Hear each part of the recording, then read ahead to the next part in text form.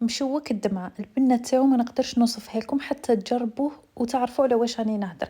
لازم عليكم في هذا العيد تجربوا لانه حاجه جديده وبنتو ما شاء الله. ما تنساوش تشتركوا في قناتي سبيسيال كويزين دي زاد باش يوصلكم كل جديد. في المقادير نسحقوا 250 غرام زبده طريه بحراره المطبخ، نسحقوا 2 مغارف كبار سكر، نسحقوا كاس تاع اللوز يكون محمص ومرحي بكشورو، ونسحقوا بيضه كامله و2 صفار بيض. البياض راح نستعملوه من بعد. نسحقوا كيس فانيليا، مغرفة صغيرة خميرة الحلويات، مغرفة كبيرة تاع العسل، ومبشور الليمون اللي راح يضيف مذاق ما شاء الله. من الأحسن ديروه. هنا راح نستعمل البيتخان ولا تقدروا ديروا الباتور ولا بيدكم كيما تحبوا. ندير 2 مغارف كبار تاع السكر، زيد المغرفة الكبيرة تاع العسل. شوفوا هنا راح يستعملوا يدهم يديروا ويخلطوا بالحاجه، يسبقوا يخلطوا السكر ومن بعد البيض، ولا يديروا الباتور ولا البيتخان يديروا كلش ضربه واحده. انا درت درت البيض ودرت رشه الملح ما تنساوهاش، ونخلطهم ومن بعد ندير اللوز والمبشور ليمون، تخليوه حتى لهذا المرحله باش ما يروحش الجو تاعو، مع الاخر يبقى الجو تاعو قوي. نبدا ندير الفارينه، درت الكاس الاول تاع الفارينه وخميره الحلويات، نغربلو كلش باش يجي الكاطو تاعنا خفيف ونخلط مليح. هنا كملت الكاس، هذا الكاس الاول. نزيد لكم الكاس الثاني، على بالي بكم تحبوا الحاجه بالكاس، على ذيك راني ندير لكم يعني بالتقريب. كملت الكاس الثاني كامل.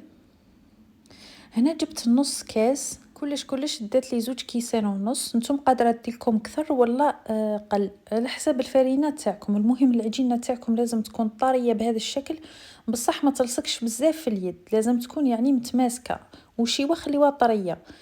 نغطيوها ونجي لهنا. جبت كميه تاع اللوز يكون محمص ومرحي في الخشين بكشوروه. انا صفيته هذاك البودره خدمت به في العجينه، والخشين هذا حرمت فيه. ونجيبوا بياض البيض وحبات تاع اللوز ولي كيسات اللي حنطيبوا فيهم. جبت الميزان راح ندير وزن كل حبه 30 غرام، حتجيكم حبه متوسطه يعني ما هي كبيره بزاف ما هي صغيره بزاف. انا نشتي المشوك دائما نشكلو هكذا كامل باش تجيني الخدمه سهله. هنا نجيو لطريقه التشكيل، تحكموا تشكلوها كيما التشارك، ديروا هذاك الشكل، تغطسوها في بياض البيض وديروها في اللوز، ولا تقدروا تستبدلوه بالكاوكاو ثاني نفس الشيء. هنا ديروا بالطريقه اللي راكم تشوفوا فيها. تقدروا ديروا كاوكاو مرحي في العجينه وترمدوه في الكاوكاو ثاني مرحي في الخشين. هنايا نحكموا حبه تاع اللوز، غطسوها في بياض البيض وحطوها في النص بالشكل هذا ونديروها في الكيسات. طريقه سهله بزاف، انا شكلتهم كامل بنفس الطريقه باش تسهل عليا الخدمه. تقدروا ديروا الطريقه الاولى اللي درتها، ولا تقدروا تشكلوهم بهذا الشكل باش تغطسوهم في بياض البيض.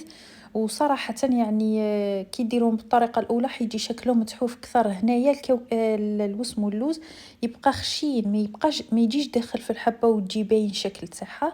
بعد ما كملتهم كامل ندخلهم يطيبوا على 180 درجه، الفرن شاعل غير من التحت. بعد ما يتحمروا لكم من التحت شعلوا لهم يديو تحميره من الفوق، وبعد ما تخرجوهم من الفرن ديريكت تعسلوهم. العسل من الاحسن يكون شوي خفيف، ما يكونش ثقيل بزاف باش ما يشربوا لكمش بزاف. انا كنت دفيته شويه طلق روحه وخليته يبرد، يعني راه هنا سائل شوي مش عاقد بزاف.